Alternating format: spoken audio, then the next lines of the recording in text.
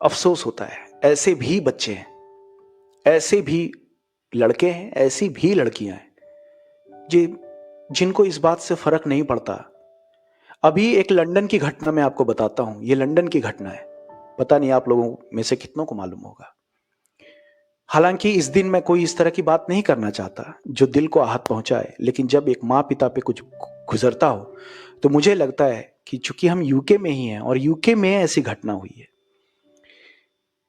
एक 41 ईयर्स के फैज हक नाम का एक बंदा है, एक लड़का है 41 ईयर्स का।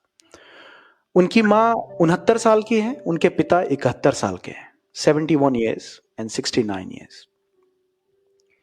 इस लड़के ने अपने माँ पिता पे ही कानूनी केस ठोक दिया, ये कह के कि मुझे नौकरी नहीं मिल रही, पिछले 10 साल से मेरे पास कोई नौकरी नहीं है और ये माता पिता का नैतिक जिम्मेदारी बनता है। और चूंकि ऑक्सफोर्ड यूनिवर्सिटी से उस लड़के ने पढ़ाई की, माँ पिता ने ऑक्सफोर्ड यूनिवर्सिटी में उसकी पूरी एजुकेशन करवाई, वहां से बैरिस्टर की पढ़ाई पढ़ने के बाद कानूनी नियम उसने सबसे पहले अपने माँ पिता के खिलाफ ही इस्तेमाल में लाया। कानून की पढ़ाई करने के बाद अपने माँ पिता को ही कानूनी पचड़े में फंसा दिया। 40,000 रुपए पर महीना देने वाले माँ पिता अब परेशान हैं। अब उन्होंने भी वकील हायर किया है। उनका लड़का जो 41 साल का है, पिछले 10 साल से उन्हीं के घर पे रह रहा है, उनसे लड़ता है, उनसे झगड़ता है और कहता है कि ये आपकी जिम्मेदारी है, आपको मुझे पैसा देना पड़ेगा, आपको मेरी देखभाल करनी पड़ेगी। अनबिलीवेबल। इस तरह के लोग भी दुनिया में हैं। समझने वाली बात है कि ऑक्सफोर्ड यूनिवर्सिटी पे भी उसने केस कर दिया ये बोल करके। You guys are listening, Yashu and Trisha, and hope you understanding what I am saying. So Faiz Haq actually उसने ऑक्सफोर्ड यूनिवर्सिटी को भी कटघरे पे खड़ा कर दिया। अच्छा, आप तो डॉक्टर हैं केका जी, यू विल अंडरस्टैंड कि कुछ लोग होते हैं जिंदगी में अपनी गलती कभी नहीं मानते, वो हमेशा अपने फेल्योर के लिए किसी दूसरे को जिम्मेदार ठहराते रहते हैं।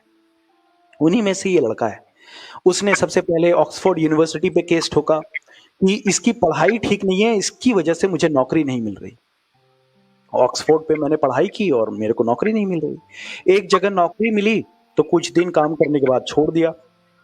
अब इनका जो कहना है, ये कहते हैं कि अच्छी नौकरी नहीं मिल रही। अब समझने वाली बात यह है कि कौन डिफाइन करता है अच्छी नौकरी बुरी नौकरी।